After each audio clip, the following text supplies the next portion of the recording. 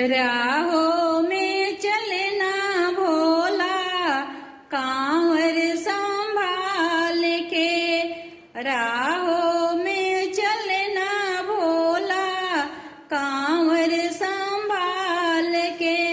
सखिया सब डर जाएगी मतवाली चाल से, सखिया सब डर जाएगी मतवाली चाल से। पूरी मिठाई भोला के मन ही न भावे, भंगिया के गोला भोला रखना संभाल के। धोती से कुर्ता भोला के मन ही न भावे, मृगा के छाला भोला रखना